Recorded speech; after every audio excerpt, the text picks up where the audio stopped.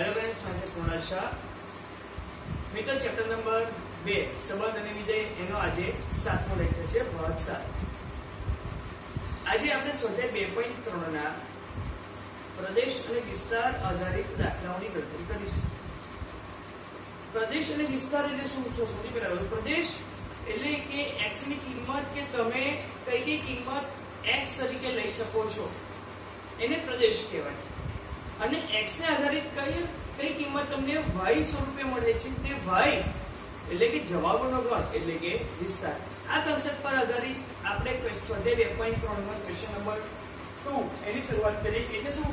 નીચેના વાસ્તવિક વિધેયના પ્રદેશ તેમજ વિસ્તાર મેળવો।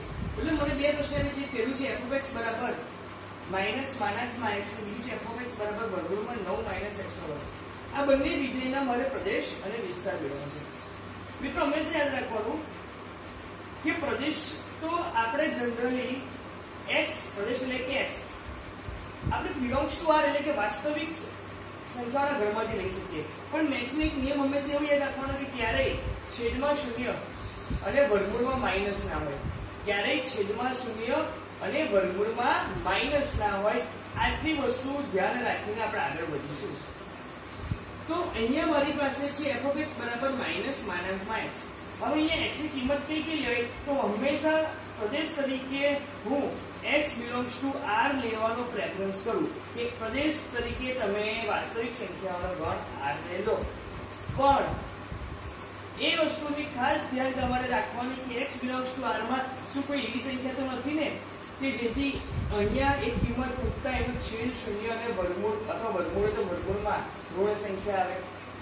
તો અહીંયા જો અહીંયા f(x) બરાબર માઈનસ માનાંકમાં x આનો છેદ છે નહીં તથા આપણી પાસે વર્ગમૂળ છે નહીં, તો આપણે x belongs to r એટલે કે r ને એટલે કે વાસ્તવિક સંખ્યાના ઘનને પ્રદેશ તરીકે લઈ શકીએ। એટલે આપણે કોઈ પણ કિંમત અહીંયા લઈશું r ની -1 -2 -3 -500 1 2 3 +1000 1500 કે ગમે તે સંખ્યા લેશું। અહીંયા ક્યારે આનો છેદ 0 થવાનો એટલે કે છેદ જ છે એટલે છેદ 0 ના આવે તો એની પાસે વર્ગમૂળ બી નથી। તો અહીં પ્રદેશ તરીકે r લઈ શકાય। મતલબ આપણે લખી શકાય x belongs to r અને કરી નાખીએ x belongs to r।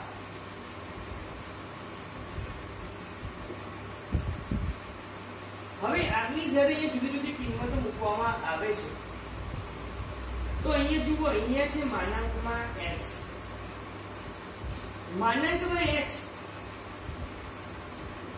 માનાંકમાં x એ ધન સંખ્યા બને,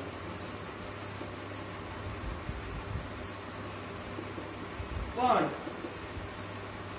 માઈનસ માનાંકમાં x એ ઋણ સંખ્યા બને।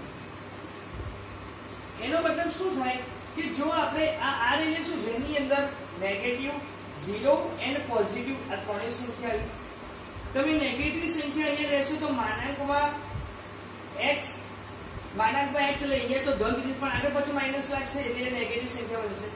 તમે પોઝિટિવ કોઈ સંખ્યા લેશો તો માનાંકમાં x એટલે પોઝિટિવ જ પણ એની આગળ માઈનસ એટલે પાછું માઈનસ જ બનવાનું। ખાલી 0 લેતા તો આ 0 બને આગળ માઈનસ હોશે તો 0 બને। મતલબ આપણો જવાબ કેવો આવશે? નેગેટિવ સંખ્યા અને 0। ક્યારે આપણને પોઝિટિવમાં આપણને જવાબ મળે નહીં। આના કારણે આપણે વિસ્તાર શું આવે તો આપણો વિસ્તાર શું આવે? 0 આવે, પછી -1 આવે, -2 -3 -4 કઈ લગી તો માઈનસ અનંત લગી, કારણ કે r તો માઈનસ અનંત સુધી હોય। તો વિસ્તાર તમારો શું આવે? -∞ થી 0। ફરી એકવાર કેમ -∞ થી 0 આપણો વિસ્તાર આવ્યો? એનું કારણ છે માઈનસ માનાંકમાં x always less than or equal to 0 બને। કારણ શું છે? આનું કારણ શું? તો કે ભાઈ માનાંકમાં x એટલે એ તો greater than 0, greater than equal to 0। માનાંકમાં x ની કિંમત હોય તો ધન સંખ્યા મળે તો 0। હવે બંને બાજુ એ આપણે તો માઈનસ છે તો માઈનસ જો તમે કરો તો માઈનસ માનાંકમાં x એટલે આ આવશે તો બને લેસ ધેન ઇક્વલ ટુ 0, મતલબ માઈનસ માનાંકમાં x ની કિંમત 0 ને એના કરતા નાની એટલે -∞ થી 0 આ તમારી કિંમત આ ઇન્ફિનિટી આગળ હંમેશા નાનો કોષ એટલે કે વિકૃતંત્ર 0 આગળ ભલે શબ્દ લખવો પડે કારણ કે 0 પ્રોપર કિંમત આવવાની છે. તો આ રીતના આ વિધેયનો પ્રદેશ અને વિસ્તાર તમે વ્યાખ્યાયિત કરી શકો છો. તેવી જ રીતના મારી પાસે આ ક્વેશ્ચન નંબર 2 છે. f(x) બરાબર વર્ગમૂળમાં 9 - x નો વર્ગ. મેં હંમેશા કહ્યું કે મારી ઈચ્છા હંમેશા x belongs to r એટલે કે વાસ્તવિક સંખ્યા તરીકે લેવાની હોય. પણ શું ધ્યાન રાખવાનું કે જો આપણે એવી કિંમત મૂકતા શું હવે છેદ શૂન્ય અથવા વર્ગમૂળમાં માઈનસ આવે છે? અહીંયા જો છેદ તો છે નહીં એટલે છેદ શૂન્ય થવાનો કોઈ પ્રશ્ન છે નહીં, પણ આ વર્ગમૂળ છે.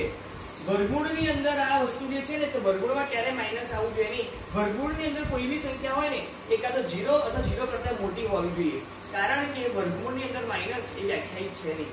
મતલબ આપણે પ્રદેશ માટે શું કરી શકીએ? પ્રદેશ માટે આપણે એક વસ્તુ લખી શકીએ કે ભાઈ આ વર્ગમૂળની અંદર જે કિંમત જે ખરી ને એ હંમેશા 0 અથવા એના કરતા મોટી, મતલબ 9 - x નો વર્ગ એ greater than equal to 0 બને. 9 - x નો વર્ગ હંમેશા greater than equal to 0. તો આ એક્સપ્રેશન ને આ બાજુ લઈ જાવ તો 9 greater than equal to x નો વર્ગ થાય, અથવા નવી તમે લઈ શકીએ x નો વર્ગ આમ જાવ તો less than equal to 9. 9 ની કિંમત x કરતા મોટી છે તો x ની કિંમત 9 કરતા નાની છે, એ વસ્તુ અર્થિત છે. એટલે અહીં આપણી પાસે ઓલું x ની કિંમત 9 અથવા એના કરતા નાની મળે. હવે x ની કિંમત જો 9 અથવા એના કરતા નાની મળે તો x તરીકે કઈ કિંમત લઈ શકાય? શું x તરીકે 0 લઈ શકાય?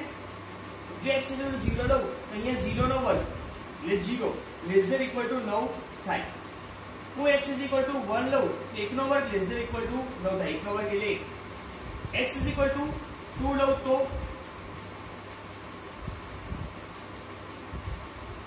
2 નો વર્ગ એટલે કે 4. 4 ની કિંમત 9 કરતા નાની. x is equal to 3 લઉં તો 3 નો વર્ગ less than equal to 9 એટલે કે ઇક્વલ ટુ થઈ ગયું. હવે x is equal to 4 ના લે કે 4 નો વર્ગ એટલે 16 એ 9 કરતા નાની છે, એ અશક્ય છે. જેમ કે મેં 0 1 2 અને 3 લીધો. હવે સમજી લો મેં x is equal to -1 લીધું તો -1 નો વર્ગ એટલે એ પણ 9 કરતા નાનો. x is equal to -2 લીધું તો -2 નો વર્ગ એ પણ 9 કરતા -2 એટલે 4 એ પણ 9 કરતા નાનો. x is equal to -3 લીધું તો -3 નો વર્ગ એટલે કે 9 એ પણ 9 કરતા નાનો જ છે. x માઈનસ છે કે માઈનસ આના વર્ગ એટલે 16 9 કરતા નાના થાય નહીં. એટલે વધુમાં વધુ મોટા મોટી કિંમત કઈ શકાય? 3 અને નાના નાની કિંમત -3. એટલે પ્રદેશ શું આવે? તો પ્રદેશ તમારો આવે -3 થી 3. ક્લિયર છે? આ આપણો થયો પ્રદેશ, જ્યાં મોટામાં મોટી કિંમત મને મળી છે 3, નાનામાં નાની કિંમત મને મળી છે -. હવે વિસ્તાર માટેની વાત કરીએ. આ તો અમે પ્રદેશ માટેની વાત કરી ને, હવે વાત કરીએ વિસ્તાર. તો જુઓ આપણે જુદી જુદી કિંમત -3 3 એ લઈએ તો આપણને જવાબ કેવા મળે? જેમ કે હું x +3 લઉં કે ±3 કોઈ બી લઉં તો f(x) શું થાય? વર્ગમૂળમાં 9 - x નો વર્ગ એટલે 3 નો વર્ગ કરું કે -3 નો કરું, જવાબ તો મને 9 મળશે, જવાબ થાય 0. એવી રીતે હું x બરાબર +or -2 લઉં તો f(x) x નો વર્ગ કરવાનો છે +2 નો વર્ગ કે -4 જ આવે તો 9 - 4 એટલે કે વર્ગમૂળમાં 5. x બરાબર જો તમે +or -1 લો તો f(x) 9 - 1 એટલે કે વર્ગમૂળમાં 8. અને ચોથું જે તમે x બરાબર 0 લો તો f(x) 9 - 0 એટલે કે વર્ગમૂળમાં 9 એટલે કે જવાબ આવ્યો વર્ગમૂળમાં 8 એટલે કે 2√2 થાય. અહીંયા તમે જો 0 છે વર્ગમૂળમાં 5, વર્ગમૂળમાં 4 5 એટલે કે 2 પોઈન્ટ સમથિંગ આવે, વર્ગમૂળમાં 8 એટલે કે 2√2 એટલે પણ 2 પોઈન્ટ સમથિંગ, પણ આના કરતા વધારે. અને અહીંયા 3 તો સૌથી નાની કિંમત મને એક્ચ્યુઅલી મળે 0 અને મોટી કિંમત મળે 3. એના જેવી બધી કિંમત એની વચ્ચે મળે. અહીંયા જો આપણે x તરીકે -3 અને 3 ની વચ્ચે એવી નહીં કે પૂર્ણાંક સંખ્યા, તમે કોઈ પોઈન્ટ વાળી સંખ્યા લઈ શકો, 1.2 1.3 કોઈ એવી સંખ્યા તમે લઈ શકો, એને એટલે તમને જવાબ અલગ અલગ મળે. પણ હાલમાં તમે એટલી ઓબ્ઝર્વ કરીશું ને આપણે તો સૌથી નાની કિંમત આપણે વિસ્તાર તરીકે 0 મળે. 0 કરતા નાનું કોઈ જવાબ મળે નહીં કારણ કે વર્ગમૂળ છે, બરાબર? એટલે અહીંયા આપણે જવાબ 0 આવે એટલે મોટા મોટી કિંમત આવે 3. તો વિસ્તાર શું થાય? તો આ કેસની અંદર તમારો વિસ્તાર થાય 0 થી લઈને 3 છે. આટલો તમને વિસ્તાર થાય. ક્લિયર છે? તો ક્વેશ્ચન નંબર 1 ક્વેશ્ચન નંબર 2 માં પહેલા બે પ્રશ્નો જે એક્ચ્યુઅલી થોડા ડિફિકલ્ટ જ છે, એને સમજવા જરૂરી છે, તમારા માટે પહેલી વખત છે, તો અને તમારે 2 કે 3 વાર તમે લખશો તો તમને આવડશે. તો બંને પ્રશ્નો ઉતારી દો અને 2 થી 3 વખત લખવાની પ્રેક્ટિસ કરજો. ટોપિક તમારા માટે નવો જ છે પણ અઘરો નથી. બસ ધીમે ધીમે આપણે આજે આવા પોર્શન તરફ પણ કંઈક નવા કન્સેપ્ટ શીખતા જઈએ. તો આ બંને ઉતારી દો. હજુ પણ એક પ્રશ્ન છે જે આના જેવો જ છે, એ પણ આપણે એનો અભ્યાસ કરીએ. પહેલા સુધી પહેલા ઉતારી દો.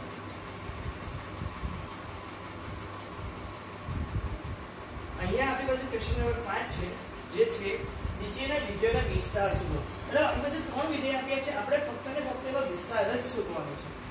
આપણે તેનો વિસ્તાર જ શોધવાનો છે, પ્રદેશ શોધવાનો નથી. પ્રદેશ આપ્યો છે. સૌથી પહેલો પ્રશ્ન છે f(x) = 2 - 3x x > 0. x ની કિંમત 0 કરતા મોટી, આ તમને પ્રદેશ આપ્યો છે. આપણે અહીંયા પ્રશ્નમાં આપી દીધો છે કે x ની કિંમત 0 કરતા મોટી લેવાની છે, એટલે કે એક્ચ્યુઅલી પ્રદેશ જ છે. અને મને અહીંયા વિધેય આપે છે f(x) = 2 - 3x. હવે મારે શોધવાનું છે વિસ્તાર. વિસ્તાર એટલે શું? જવાબ અવલોકન. જવાબ અવલોકન એટલે f(x) ક્યાંથી ક્યાં સુધી હોય. હું અહીં f(x) તરીકે y લઉં. એટલે આપણે લખી શકીએ y = 2 - 3x. બરાબર છે કે નહીં? મારે y નો વિસ્તાર શોધવાનો છે, એટલે કે f(x) નો વિસ્તાર શોધવાનો છે કે y ની કિંમત ક્યાંથી ક્યાં સુધી હોઈ શકે. તો આવા પ્રકારના પ્રશ્નમાં આપણે એક વસ્તુ એવી રીતના કરી શકીએ, આમાંથી x સૂત્ર કરતા બનાવવા. મતલબ હું અહીંયાથી 3x નામ લઈ જાઉં, y નામ લઉં, મતલબ 3x = 2 - y. મતલબ x = 2 - y/3. x ની કિંમત શું આવી? 2 - y/3. હવે આપણને એ કહ્યું છે અહીં x ની કિંમત greater than 0 છે. મતલબ x એટલે 2 - y/3. મતલબ કહી શકીએ 2 - y/3 greater than 0. હવે આપણે y ને સૂત્ર કરતા બનાવીશું. કેવી રીતના? આ 3 પેલી બાજુ જાય, મતલબ 2 - y greater than 0. આ 2 પેલી બાજુ જાય, मतलब -y greater than -2. બંને બાજુ -2 નહીં है, तो y less than 2. y ની કિંમત 2 કરતા નાની, એટલે આપણે એ y એટલે કે કોણ? f(x) એટલે કે જવાબ. એટલે આપણે કહી શકીએ f(x) ની કિંમત કોણ? 2 કરતા નાની મળે. જે f(x) ની કિંમત 2 કરતા નાની લગી -∞ લગી 2 1 0 -1 એટલે કે છે ∞ લગી. વધારે વધારે મોટી કિંમત કેમ મળે? તો કે ભાઈ મળે 2. તો નો વિસ્તાર શું થાય?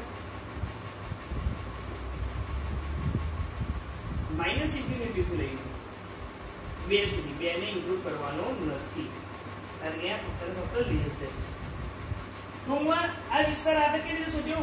y ને સૂત્ર કરતા બનાવીને. તો શું નથી કરવાનું? f(x) = 2 - 3x છે, f(x) એટલે કે y આપો. આમાંથી x સૂત્ર કરતા હોય x = 2 - y/3 ને આપણે કન્ડિશન આપી છે કે x > 0. મતલબ x > 0 એટલે કે 2 - y/3 > 0. અહીંયા જે y સૂત્ર કરતા તમે બનાવે એટલે y <2 આ આપણે મળે વિસ્તાર. આ જ રીતે પ્રોસીજર આપણે અહીંયા કરીશું. અહીંયા પણ આપણે કહી લઈએ છીએ કે f(x) = y લેતા. હવે અહીંયા પર પ્રદેશનો બિલોંગ્સ ટુ આ છે, એટલે વાસ્તવિક સંખ્યા કોઈ પણ x લઈ શકાય છે.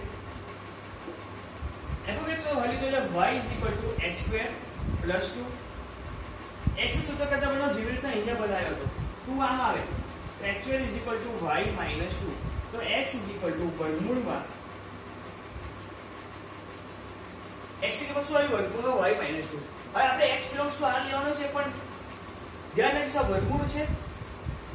વર્ગમૂળ ક્યારેય ઋણ હોઈ શકે નહીં. મેં પહેલા જ કહ્યું હતું વર્ગમૂળમાં ક્યારે ઋણ ના આવે. તો આ જે કિંમત કરી y - 2 એ હંમેશા કેવી આવશે? કાં તો 0 કાં તો ધન. મતલબ હંમેશા માટે y - 2 greater than equal to 0 બને. y - 2 ની કિંમત વર્ગમૂળની જેવી કિંમત જે છે ને હંમેશા 0 તેના કરતા મોટી મળે. એ આપણને ખબર જ છે. જો આવું હોય તો 2 ને આમ લઈ ગયું તો y greater than equal to 2 થઈ ગયું. મતલબ y ની કિંમત હંમેશા આપણને કેવી મળે?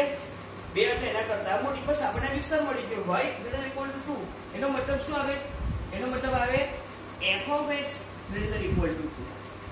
ને f(x) એટલે કે વિસ્તાર. f(x) ને જવાબોનો ગણ એ હંમેશા 2 આવશે એના કરતા મોટો આવે. તો અહીંયા વિસ્તાર શું આવશે? તો અહીંયા તમારી પાસે વિસ્તાર આવશે 2 થી લઈને અનંત સુધી.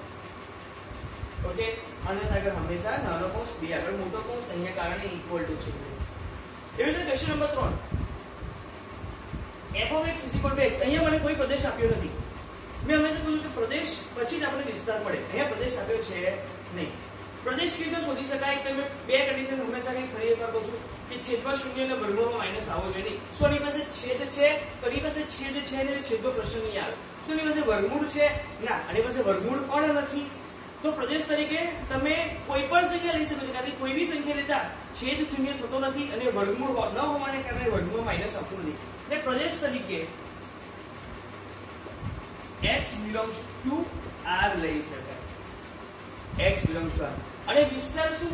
તો તમે x belongs to R કોઈ બી કિંમત લો તો f of x પર એ જ પ્રમાણે જવાબ મળશે. તમે x બરાબર 1 લો તો f of x બરાબર 1, x બરાબર 2 લો તો f of x બરાબર 2, x બરાબર 50 લો તો f of x બરાબર 50. એટલે જે તમે પ્રદેશમાં સંખ્યા લેશો એ જ વિસ્તાર તરીકે મળવાનો છે. તો વિસ્તાર પણ શું આવશે? એ પણ તમને R જ. આ એક સ્પેશિયલ વિધેય છે, વિશિષ્ટ વિધેય. એનો આપણે અભ્યાસ કરવાનો જ છે. હવે વિશિષ્ટ વિધેય, અમુક વિશિષ્ટ વિધેયનો આપણે અભ્યાસ કરવાનો છે. એનોના વિધેય છે એ વખત બી આપણે કહીશું જો f of x બરાબર x હોય તો આવા પ્રકારના વિધેયને આનું નામ છે તદેવ વિધેય. જે આપણે શીખવાનું જ છે પણ આ એડવાન્સમાં કહું છું. આવા પ્રકારના વિધેયને આપણે શું કહીએ છીએ? તદેવ વિધેય. ક્લિયર છે? તો આ થયો ક્વેશ્ચન નંબર 5. ઓકે, તો આજના લેક્ચરમાં આપણે સ્વાધ્યાય 2.3 કમ્પ્લીટ કર્યું છે, જેની અંદર આપણે જુદા જુદા પ્રશ્નોનો અભ્યાસ કર્યો.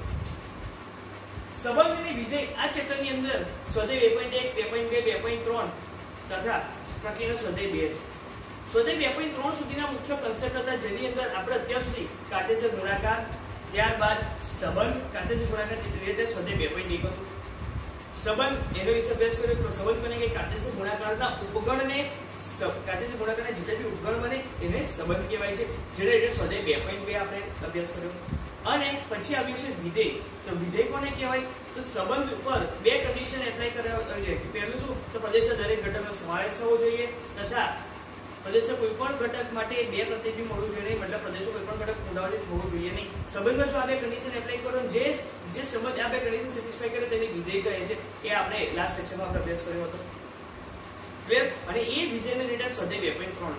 હવે ચેપ્ટર નંબર 2 માટે આપણી પાસે સ્વાધ્યાય 2 જ બાકી રહ્યું છે. તેનો પણ આપણે અભ્યાસ કરીશું. આજના લેક્ચરમાં જે બી વસ્તુ ચલી છે ખાસ તો બહુ મોસ્ટ ઇમ્પોર્ટન્ટ છે. નેક્સ્ટ લેક્ચરમાં આપણે નવા કન્સેપ્ટ પર આગળ વધીશું. Okay, thank you.